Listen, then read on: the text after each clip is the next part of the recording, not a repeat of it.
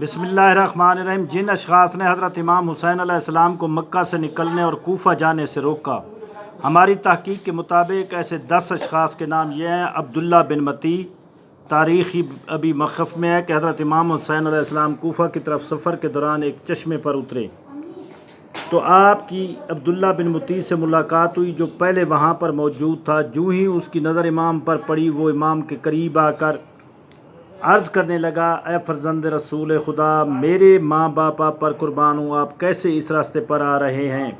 امام حسین علیہ السلام نے فرمایا: معاویہ کی موت کے بعد اہل عراق نے مجھے خطوط لکھ کر اپنے طرف آنے کی دعوت دی ہے تاکہ بنی امیہ کی غاصب اور جابر حکومت کے خلاف قیام کیا جائے، تو میں مدینے سے مکہ اور اب مکہ سے کوفہ کی طرف عازم سفر ہوں۔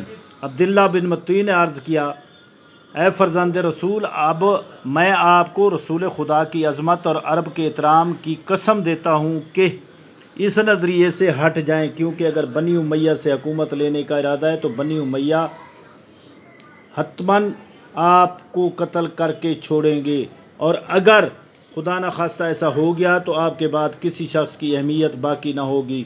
اسلام قریش اور عربوں کی ہمیشہ توہین ہوتی رہے گی، لہٰذا میری گزارش ہے کہ آپ ایسا کوئی قدم نہ اٹھائیں، کوفہ نہ جائیں اور بنی امیہ سے الجھاؤ پیدا نہ کریں۔ جابر بن عبداللہ انصاری: جابر بزرگ صحابہ رسول سے ہیں اور ان کے خصائص میں ہے کہ انہوں نے 5 ائمہ معصومین کی زیارت کی اور ہر امام کے علم سے استفادہ کیا۔ جب امام محمد باقر علیہ السلام کی خدمت میں جاتے تھے تو امام محمد باقر علیہ السلام جابر کے احترام میں کھڑے ہو جاتے اور صدر مجلس پر بٹھاتے تھے۔ ثاقب المناقب میں حسین بن عصفور صحرائی لکھتے ہیں کہ حضرت جابر کو جو ہی امام کے سفر کرنے کا علم ہوا تو فوراً خدمت میں حاضر ہوئے اور نہایت ادب احترام سے عرض کیا: میں قربان جاؤں فرزند رسول پر، اس وقت آپ روئے زمین پر ایک فرزند رسول ہیں اور 2 سبتوں میں سے ایک سبت ہیں۔ میری مخلصانہ رائے یہ ہے کہ آپ کی بہتری اسی میں ہے کہ فی الفعل اپنے دشمنوں سے مصالحت کر لیں، جس طرح آپ کے بھائی امام حسن علیہ السلام نے معاویہ سے صلح کر لی تھی۔ حضرت نے جواباً فرمایا: اے جابر، جو آپ سمجھ رہے ہیں وہ تو ظاہر ہے، لیکن حقیقت حال کا آپ کو علم نہیں۔ جو صلح میرے بھائی نے کی وہ حکم خدا سے تھی، اور جو کچھ میں کر رہا ہوں تو وہ بھی حکم خدا سے کر رہا ہوں۔ اگر چاہتے ہو تو میرے جد بابا اور بھائی کی بھی زیارت کر لو اور ان سے پوچھ لو، تاکہ آپ کو یقین ہو جائے کہ جو کچھ میں کر رہا ہوں یہی حکم خدا ہے۔ پس امام حسین علیہ السلام نے فاشا را الارشا ما قد فتحت، آسمان کی طرف اشارہ کیا اور دروازہ فلک کھل گیا۔ سب سے پہلے خاتم الانبیاء، پھر حضرت علی مرتضیٰ، پھر حضرت امام حسن علیہ السلام کے بعد حضرت جعفر اور حضرت حمزہ سید الشہداء اور سلام اللہ علیہ آسمان سے نیچے آئے۔ جابر کہتے ہیں: میں حیران ہوا اور چونک گیا۔ اس وقت رسول گرامی نے میری طرف دیکھ کر فرمایا: اے جابر، تجھے میں نے نہیں کہا تھا کہ میرے حسنین کے معاملات میں معترض نہ ہونا، کیونکہ جو کچھ یہ کرتے ہیں حکم خدا سے کرتے ہیں۔ اے جابر، کیا تم معاویہ کا مقام دیکھنا چاہتے ہو؟ کیا یزید کا مقام دیکھنا چاہتے ہو اور حسنین کا مقام دیکھنا چاہتے ہو؟ جابر کہتے ہیں: اس کے بعد میں نے دیکھا کہ رسول گرامی نے زمین پر پاؤں مارا اور زمین پر بہت بڑا شگاف ہو گیا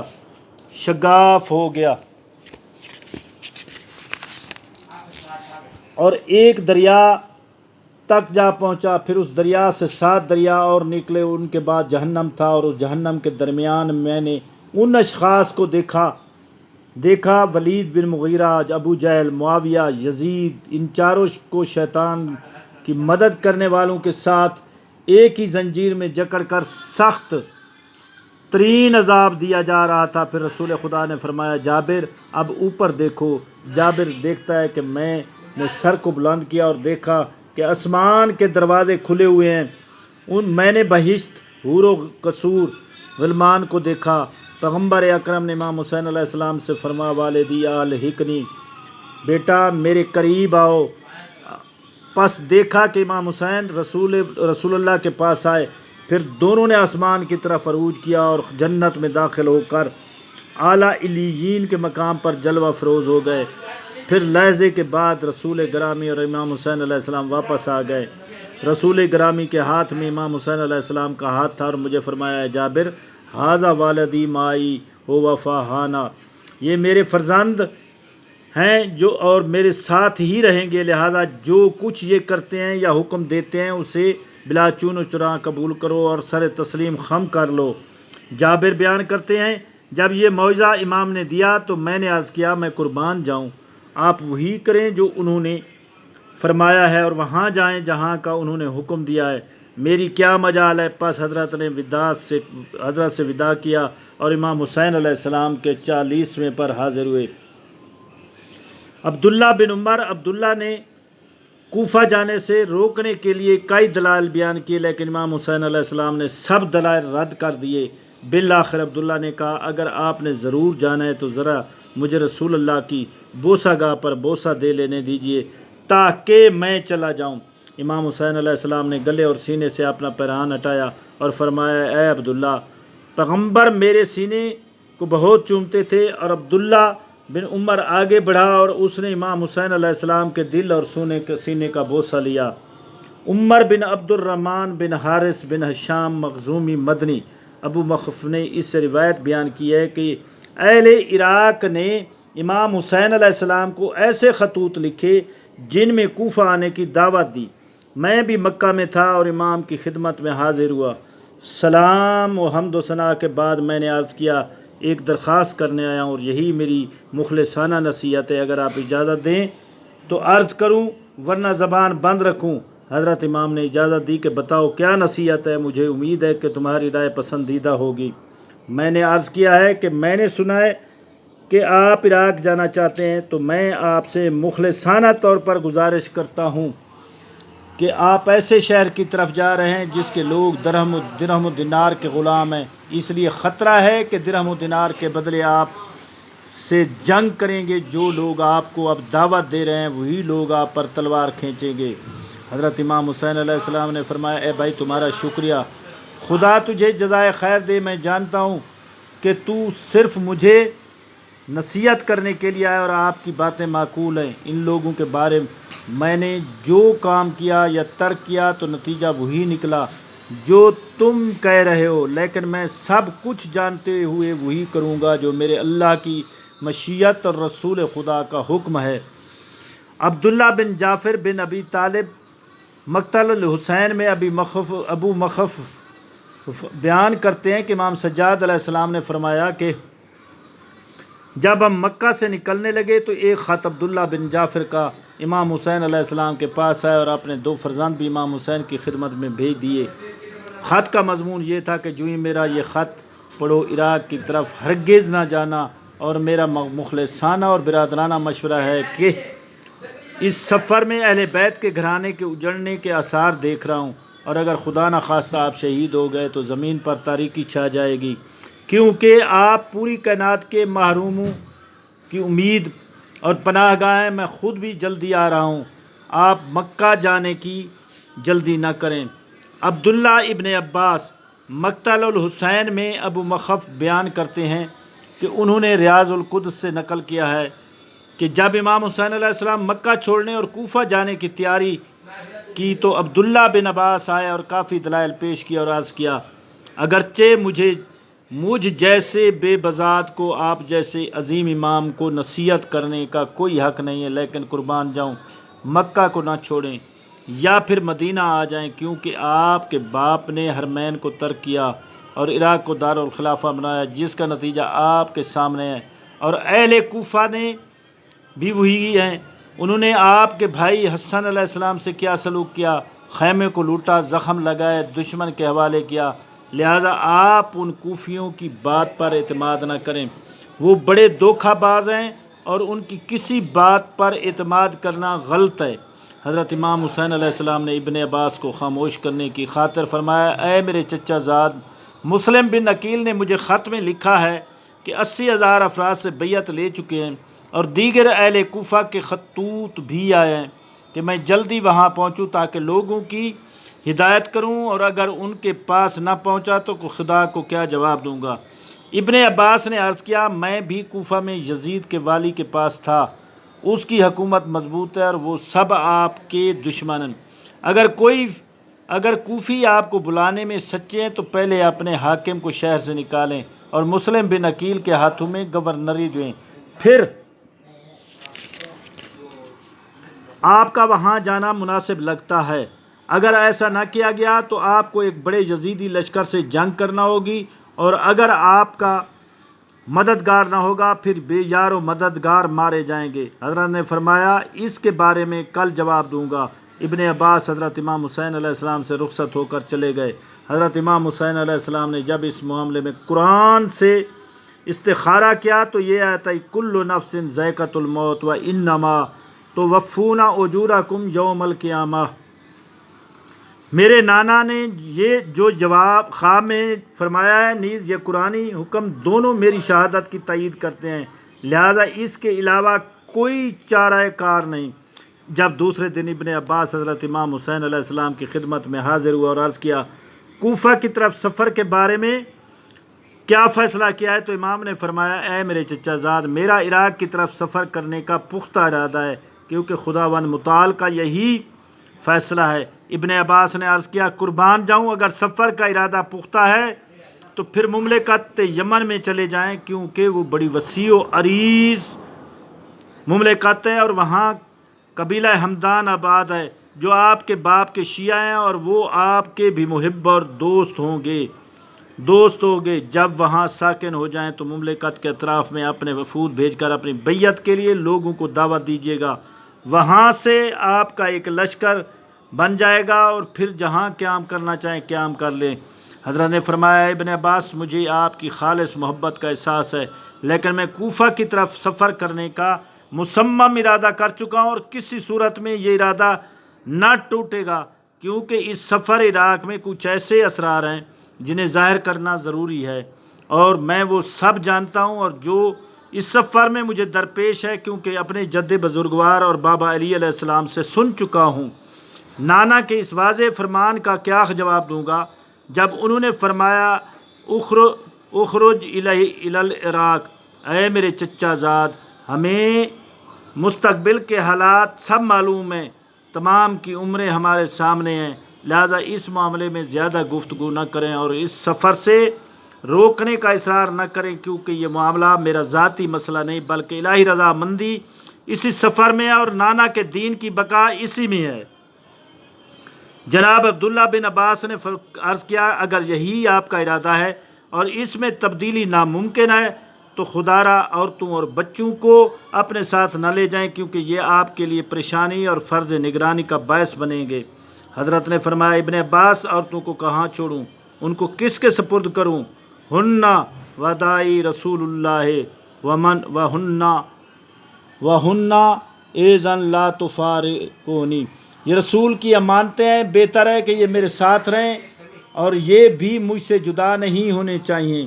محمد واقدی اور زرارہ بن صالح لہوف اور قرب الاسناد بھی کتب میں معتبر روایت ہے، جب خامس آل ابا علیہ السلام کے کوفہ جانے کا علم ہوا تو وہ شخص جو محب اہل بیت تھے اور کوفی تھے، امام حسین علیہ السلام کی خدمت میں آئے اور کوفیوں کی شکایت کی کہ قبلہ عالم کوفہ جانا مناسب نہیں۔ حضرت نے آسمان کی طرف اشارہ کیا، آسمانوں کے دروازے کھل گئے، فرشتوں کے اس قدر لشکر زمین پر آنا شروع ہو گئے کہ تمام کائنات پر ہو گئی۔ ان کی تعداد صرف خدا ہی جانتا ہے۔ وہ تمام امام کے سامنے غلاموں کی طرح کھڑے ہو گئے اور امام کے اشارے اور حکم کے منتظر تھے۔ جب ان دونوں نے امام کا یہ معجزہ دیکھا تو ان کے ہوش اڑ گئے اور حضرت کی خدمت میں محو حیرت ہو گئے۔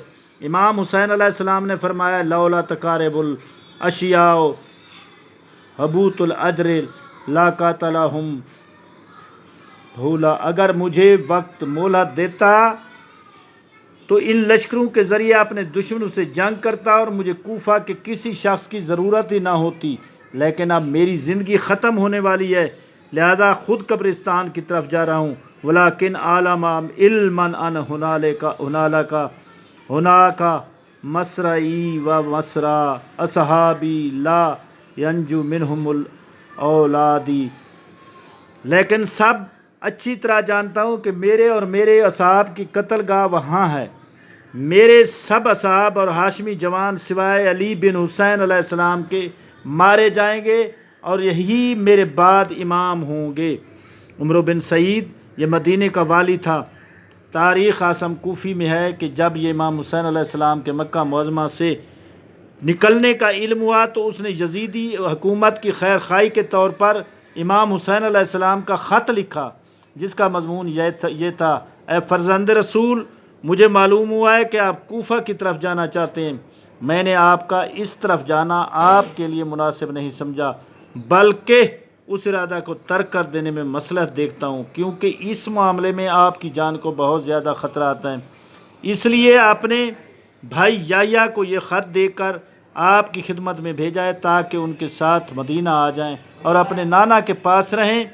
اپنے وطن میں آپ ہر مقام سے زیادہ پرامن اور پرسکون رہیں گے۔ اس کے علاوہ یہاں آنے پر آپ پر بہت زیادہ احسان بھی کیے جائیں گے، اور اس بات پر اللہ گواہ، وکیل اور کفیل ہے۔ والسلام۔ حضرت امام حسین علیہ السلام نے اس کے خط کا یوں جواب دیا: اما بعد، اے وہ شخص جو لوگوں کو ہدایت اور اعمال صالح کی طرف دعوت دیتے ہیں، یہ ٹھیک ہے، تم نے خیر خواہی کی ہے اور مخلصانہ نصیحت کی ہے، امن و امان اور احسان کا وعدہ کیا ہے اور بہترین شہر میں ساکن رہنے کا مشورہ دیا، لیکن یہ جان لو کہ خدا کی امان ہر امان سے بہتر اور اچھی ہے۔ جو شخص خدا سے نہ ڈرتا ہو، تقوی نہ رکھتا ہو، اسے کوئی امان نہیں۔ میں تمہارے اور اپنے لیے رضائے خدا چاہتا ہوں کہ جزائے خیر عطا ہو۔ والسلام۔ مرحوم شیخ مفید علیہ رحمہ اور بعض دیگر مورخین نے یہ روایت لکھی ہے کہ عمر نے اپنے بھائی یحییٰ کو ایک گروہ کی سرپرستی میں اسی لیے مکہ بھیجا تاکہ امام حسین علیہ السلام کا راستہ روکیں اور امام کو کوفہ نہ جا سکیں اور حضرت مکہ میں ہی رکے رہیں۔ یحییٰ لشکر لے کر امام حسین کے پاس پہنچا اور امام کا راستہ روک کر کہا: یا حسین، انصرف این تذہب، اے حسین واپس چلے جاؤ، کہاں جا رہے ہو؟ امیر کا حکم ہے کہ واپس چلے جاؤ۔ کیا کوفہ کا کوئی مالک اور وارث نہیں؟ ہم آپ کو کبھی یہاں سے قدم نہیں اٹھانے دیں گے۔ ابن نعمان نے یوں تک بیان کیا ہے کہ اسی لیے بے حیا نے امام کو بے شرمی سے کہا: اے حسین، کیا خدا سے نہیں ڈرتے ہو؟ قدر و جمعیت کے ساتھ حج نہیں کرتے؟ آپ خانہ خدا کو چھوڑ کر جا رہے ہو، لوگوں کے عقائد کو کمزور کر رہے ہو۔ آپ کو یہ کام یہاں ہی کرنا تھا جو آپ خانہ خدا کو چھوڑ کر رہے ہو۔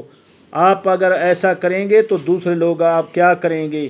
کیونکہ امت محمد میں اختلاف اور تفرقہ ڈال رہے ہو۔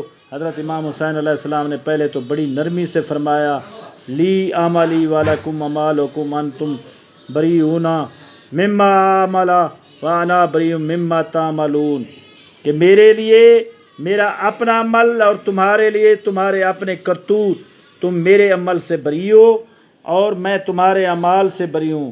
یعنی اے قوم، تمہارا خیال ہے کہ میں مکہ ہی میں رہوں تاکہ تمہارا مقصد پورا ہو اور میرا خون بہانے پر خانہ کعبہ کا احترام ختم کر دو۔ میں نے 25 حج کیے ہیں، حجۃ الاسلام کا قیام کیا ہے، لیکن اس مرتبہ ان ایام میں یہاں ٹھہرنا حرام سمجھتا ہوں اور کسی کو میرے اس معاملے پر بحث کرنے کی اجازت نہیں۔ یہ فرمایا اور اپنے راستے پر چل پڑے۔